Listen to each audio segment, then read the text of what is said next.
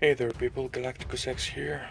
I just watched the trailer for Sonic the Hedgehog, the movie 2019. And I have to say, I never thought that we would get such a bad movie. I mean, after watching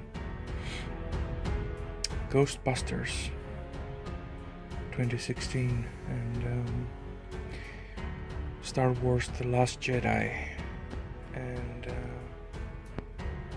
recently Captain Marvel, I thought that we had finally hit rock bottom.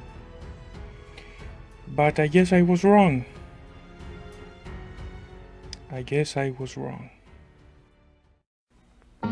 Took crops to Joplin, through the pass, got there and back on a gallon of gas. Drove to the mountains to hunt and fish, took all our gear and our hound dog, Tish. Overhead cam and 4-speed stick, hauling these plants ain't no trick. Me and my Datsun don't waste no time, just keep on moving on down the line. Datsun Little Hustler, America's #1 selling small truck. And so to recover from that shock and to cleanse my palate from this distasteful piece of crap, I've decided to make a little video showing the games I picked up recently. Well, most of them are gifted to me by my good friend George, who was kind enough to hand me over some of his Xbox 360 games that he didn't want anymore. So one of these was Gears of War Judgment. I've played the first 3 games. I believe this is the 4th.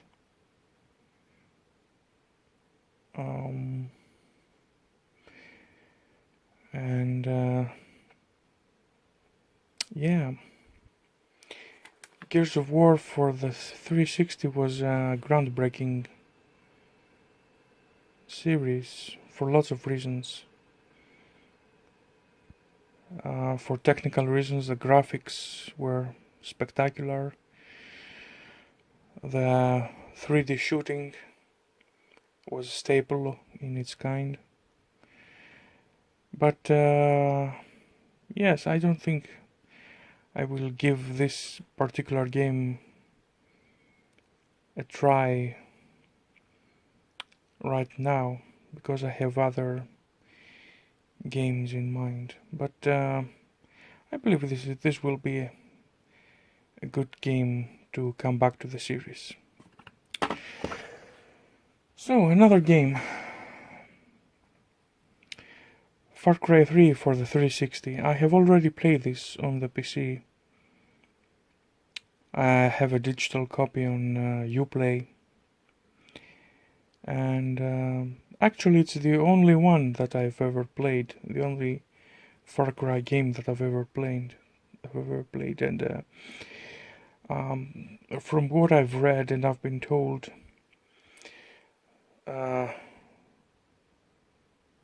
Voss, I think the game was Voss, the game, your antagonist in the game, is probably one, if not the best, one of the best. Not only in the Far Cry series, but in general. And the game itself was very exciting, very lengthy. It was an extremely satisfying single-player campaign. Yeah. What else? Let's see what we got. Oh, by the way, George was kind enough to give me his old pair of headphones. It's a Mark I Razer Kraken headphone which is good enough. It's got a lot of bass. It's good for YouTube videos and games. Another game was given to me by George was Battlefield Hardline.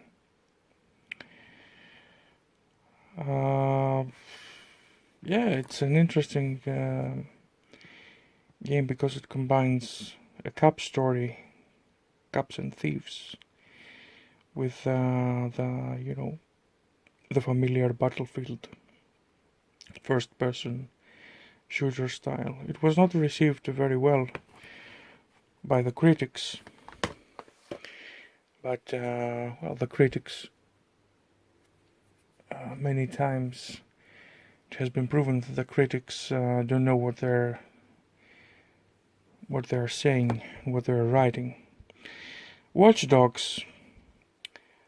I haven't played this game, and I wanted to get it for the PS4 or the PC. And well, it seems that I'm gonna play it on the 360. This was was a very controversial game because when it was announced a year or a couple of years before its release, when the gameplay trailer dropped in E3, it was very different from what we got in actuality, because the graphics were very obviously downgraded, and that sparked a conversation on whether the companies should be held accountable for misleading gamers with exaggerated and essentially fake gameplay videos. And this game was also not so favorably received, because they compared it to Grand Theft Auto and they found it lagging. But yes, we'll see about it. But I suspect it's gonna be a nice experience, an open world game. Max Payne 3. This is another excellent game that revived the Max Payne series. I have only played Max Payne 2 back in the day. I've played the entire game, which left me with some of the most memorable moments in my gaming days. I remember some very memorable set pieces in certain chapters. I remember the chapter where Max Payne was intoxicated and he had illusions, and that was a very impressive part of Max Payne 2. The first Max Payne, I played only the demo, and but first it seems that I'm gonna be playing Max Payne 3 before I get my hands on the first game, because let's face it, the graphics of the first Max Payne are ridiculously outdated, so I'd rather play this game first. GTA 5 for the 360. I've played this game on PlayStation 3, and it was very strange because at first the game did not run very well, because it was streaming simultaneously from the hard drive and the Blu-ray drive, and On the 360 it fared better. I've also bought it for the PC, and I regretted it because every time it wants to update because of the stupid multiplayer. So maybe I will give this one more chance. I will complete the campaign on the 360 this time.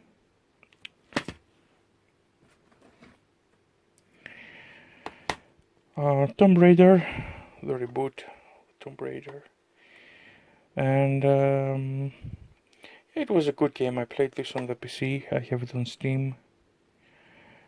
It's an interesting game, not very long. It's not very lengthy, but it was interesting. I still haven't played the second game of the renewed franchise, and certainly not the latest one with GeForce RTX enhancements. So yeah, good game.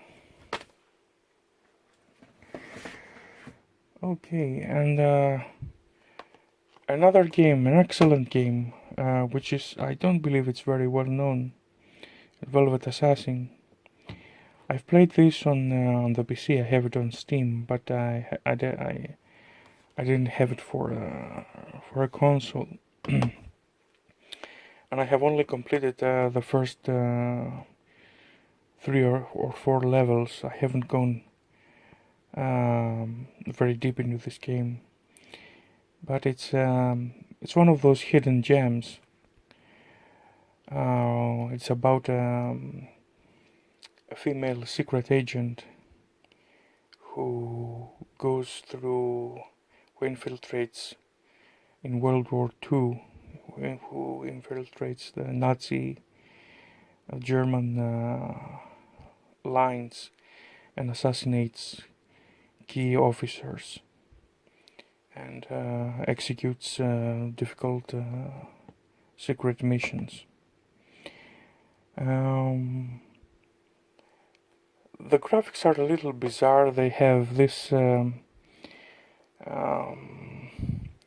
strange halo effect, a strange glow, which gives the graphics a natural and dreamy appearance.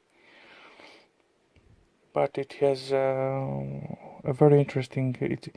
It's a very strategic and stealthy game. And also I remember a very distinct feature of this game is the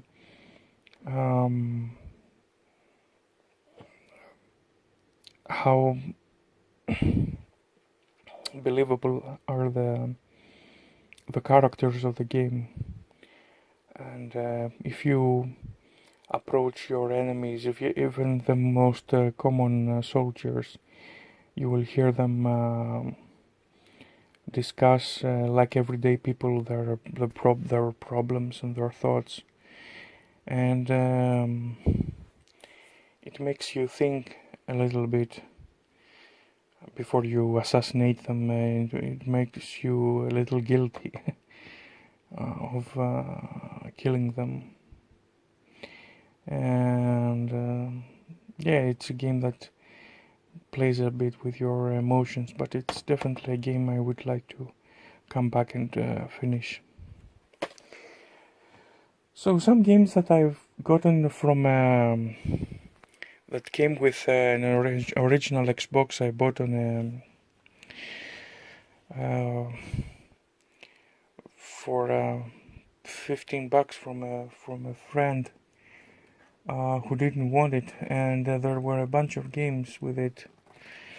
One was they're not in very good condition, and most of them are missing the manuals. But this is Oddworld Munch's Odyssey.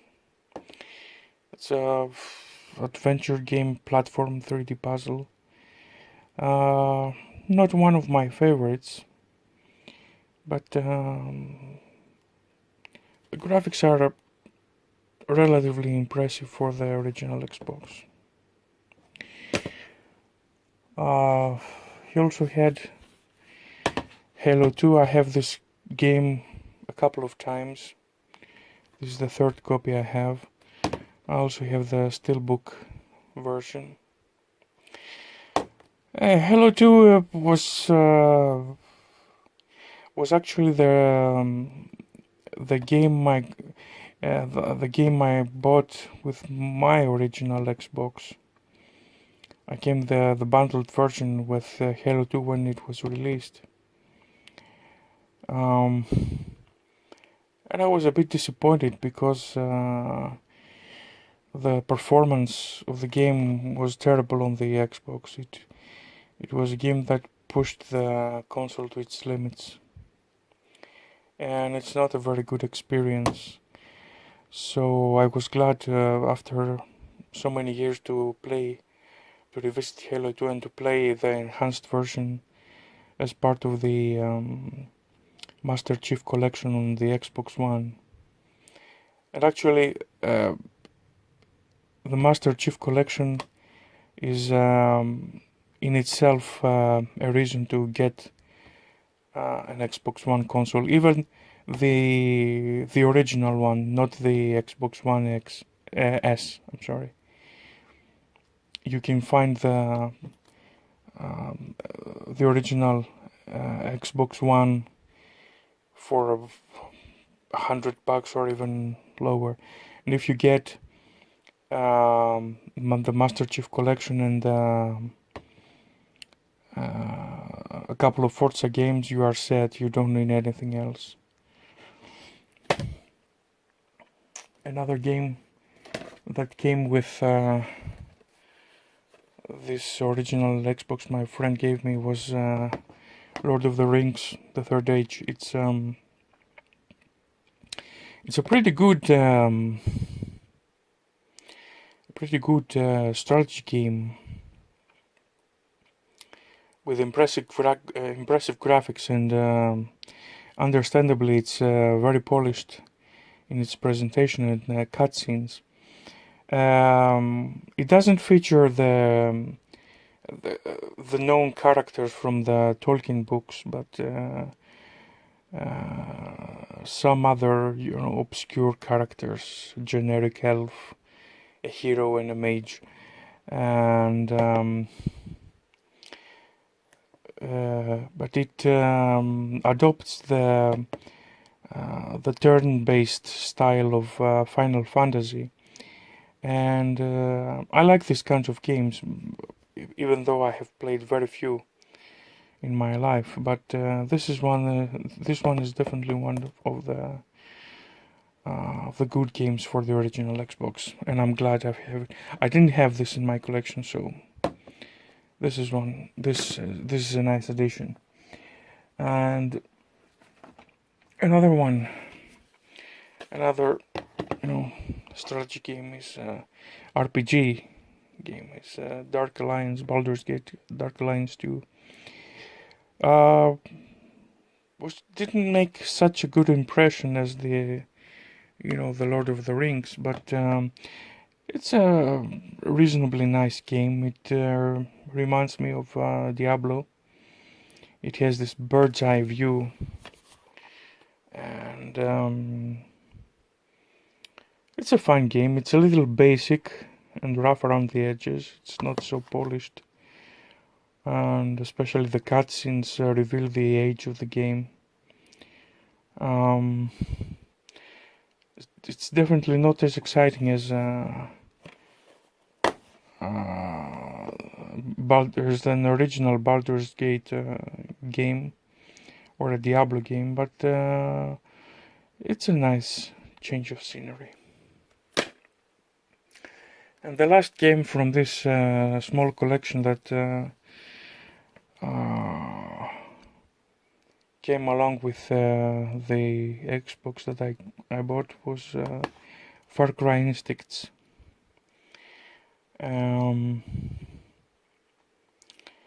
It's a spin-off of Far Cry for the. I understand, as I understand, I may be mistaken, but it was only released for the original Xbox, and the reviews I read were weren't so favorable for the game, and I haven't played this, and I don't know. Maybe it's good, maybe it's not. We'll see.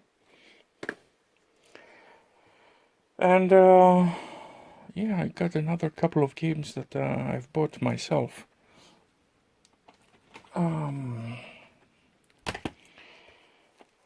First of all, this is Lost Planet 2. Oh, again, the Sonic the Hedgehog came back alive. Anyway, Lost Planet 2. I bought this for I don't know, $5. It was on a bargain bin, and I got it. Although I haven't played any of the Lost Planet games. I recently watched a retrospective, very interesting retrospective video, and I may be getting all three of the games for this franchise, because it has especially the third game. It's supposed to have a very interesting story. And I don't know, maybe I will skip the first and the second games altogether and I'll go straight to the third. We'll see. And the other game that I bought, I think I bought it for, I don't remember how much, for, I think it was 15 euros. Far Cry Primal. And I chose this first because it was very cheap, and I wanted to really try it. I haven't played this yet, and I want to try something a little different. The Far Cry formula on a prehistoric age without any guns or vehicles or anything, just primitive weapons. Yeah, I'm curious to give this a try. And a couple of games I've got from eBay because I couldn't find them here. I bought it from the same place, and they're both from the same franchise. The first is Defender of the Crown. The heroes live forever, or something. It's a successor from the original Defender of the Crown, a game which is on the top 10, maybe on the top 5 of my favorite retro games.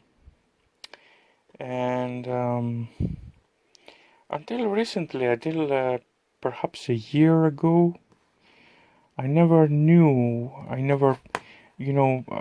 thought about what happened to this franchise. I thought that they had just made some enhanced versions for the Amiga CD32 and the CD-TV, but it appears that Cinemaware has found in the early 2000s has found another publisher and has produced a rather elaborate and enhanced version of a strategy game based on the original Defender of the Crown formula. And I'm curious to... I've seen some online videos and it looks promising. This one cost me about 7 or 8 euros. And it cost me 12 euros. And you can also find it online. You can download it, you can buy the digital version for I think 6 or 7 euros, but I wanted a physical copy because it's Defender of the Crown. And last but not least, again, Defender of the Crown for the Game Boy Advance. Now this game is a shock to me because although I have a Game Boy Advance and several games for it, I never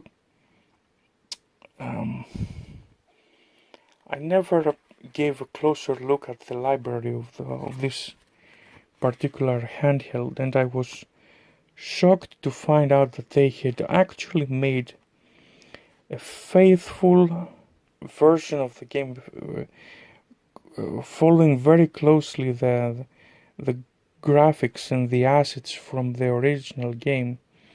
And because due to the low resolution of Game Boy Advance, the game looks very, very similar to the original Amiga game. And I've played it the other day on an emulator on the PC, and it brings back so many memories. And it's tough, it's very difficult. It also has a couple of additional stages or some things that the original Amiga game didn't have. For example, the duel when you knocked off your opponent in the joust battle, and then you had to fight him on the ground. That didn't exist in the original version. And I found out that there was also a Defender of the Crown for the original console, the Nintendo Entertainment System. But I saw the gameplay video, and it wasn't so good. The Game Boy Advanced Edition is unbelievable. It's as if you're playing the definitive version of the original Defender of the Crown. Now, it has a manual and everything, the cartridge, the manual, which is a booklet, nicely illustrated booklet in black and white. Yeah, here's the booklet. It's nice to have. Very nice condition, with all the instructions in multiple languages, and also the minuscule game cartridge, which I hope it works. I haven't tried it yet. And yeah, the box of the game, it was squashed inside the yellow envelope that it came with, all the way from the UK, but I can fix this. So yes, this is one very, very nice addition to my humble collection. This means a lot to me. I mean, Defender of the Crown, wow. And I remember when I discovered back in 1988 that I could play Defender of the Crown on my on my IBM PC compatible, I was ecstatic. Of course, the PC version paled compared to the Amiga version, but now after so many years I can finally have a physical copy of the game, even for if it's not for the Amiga. It resembles the Amiga original game very, very closely. So yes, folks, that's it for this version of my pickups, and I hope you're all well, and I will see you soon in another video. Bye.